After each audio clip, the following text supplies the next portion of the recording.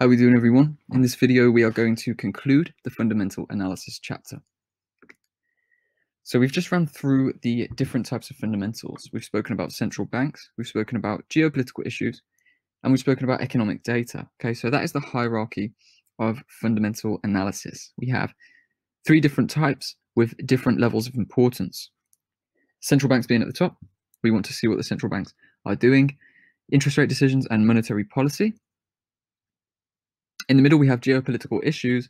So these are the real world events, the happenings that we want to follow to gauge where currencies are going to move.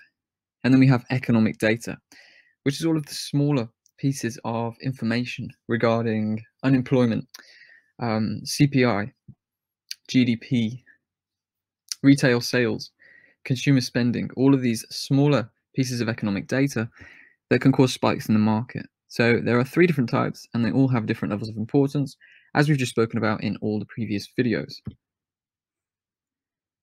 So to conclude then, when following fundamentals, there are a few things we want to do. We're going to follow the monthly interest rates and monetary policy statements from the central banks. We also want to remain aware of any geopoliticals that are going on via the news. So all we need to do to keep in the loop with geopoliticals is follow the news and have a little hunt around here and there for any headlines and any changes and progressions in geopolitical events. We then also want to make sure we are marking up notable economic data before the trading session, before the trading week begins. If we do this, we know what to avoid. We can filter our trades. We know what might provide some interesting economics and interesting fundamental analysis. And we also know when the smaller spikes of data are going to happen so that we can avoid these and avoid unnecessary losses. So it's important to remember that fundamentals are just 20%, okay? I would say 20% maximum of our analysis strategy, okay? We are going to be 80% technical, and we're going to be focusing on what the chart is providing at the time, because fundamentals can lag, and fundamentals can also just completely not show on the charts in the short-term trading opportunities. We use fundamentals as an additional confluence to add confidence and clarity to our trades. It's not going to be the core of our trading, and we shouldn't be trying to trade news releases, and we shouldn't be focusing solely on fundamentals, okay? These are just an additional thing we can use to filter our trades, to prepare ideas on trend direction, and to trade logically with additional confluence and additional confidence as well. So fundamentals are going to primarily be used to boost confidence and to boost clarity on market direction. They're also going to be used to filter trades. Okay, that's how we're going to use economic data. If we don't want to take unnecessary losses, if we can understand when these news spikes are going to occur, we can protect positions or we can avoid positions and just completely cut out the possibility of a loss. So fundamentals are only 20% of the strategy that we're going to be using. Hopefully the previous videos have provided you with the information on how we're going to use them and how we can use them to the best of our abilities and to use them to our advantage, to gain that extra confidence, to gain that extra clarity, and to filter out those possibilities of losing trades, okay, unnecessary losses. So then there are some resources that we're going to use. We have spoken about these in the other videos. First of all being the Forex Factory. This is the economic data calendar that I personally use. This is the one I use because you can filter by currency. So you can take out the currencies you don't trade. You can also filter by importance and impact, okay? Personally, I filter out everything except for the red, the high impact data, because everything else doesn't have too much of an effect on the market. And I don't really want to cloud my mind and confuse myself with this low and medium impact data. So Forex Factory for me is the best. Alternatives are FX Street and Daily FX.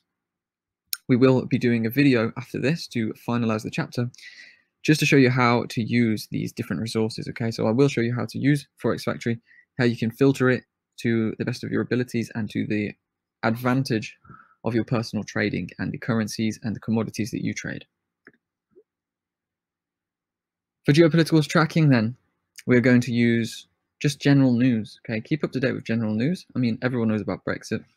If you want to dive deeper, which is of course advised, you can look at The Economist, you can look at Bloomberg and CNBC, okay? These are three good economic news anchors, so to speak, that you can actually follow via apps and via the magazines in order to hold clarity on which way geopoliticals are moving the market and where supply and demand is going to be moving for currencies and commodities based on real-world economics. So that all in terms of resources.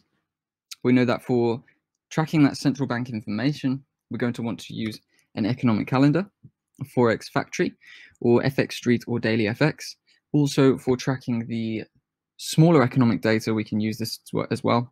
This is going to schedule us in when the data is happening, when the interest rates are happening, when the monetary policy statements are being released, and when all of the smaller data is being released as well. And we will also see forecasts and previous results as well. So this helps us to gauge what's going to be happening and whether we're seeing an improvement or a decline over the previous month's data or the previous week or whenever it is.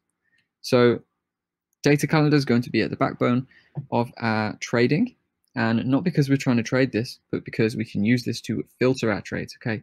Avoid unnecessary losses and also trade on the right side of the trend.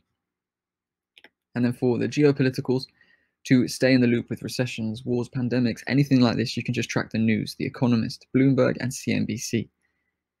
That is essentially how we are going to run our fundamentals, as a filter, in a way, behind the technicals that we trade. So most of our focus is going to be on technicals, but this is what we're going to do from a fundamental standpoint. So we're soon now going to be switching over into the technical analysis chapter after the resources video that comes up next, in which I'm going to show you how to use each of these different news and economic data calendars to your advantage and to trade confidently and with an additional layer of clarity so that you're not just simply looking at candles on a chart. So hopefully you found some value in those previous videos and in this chapter.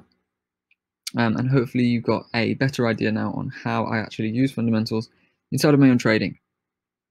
So I do like to give it some mention and give it some focus, but by no means will I be putting most of my efforts into fundamentals because the money is made on the charts.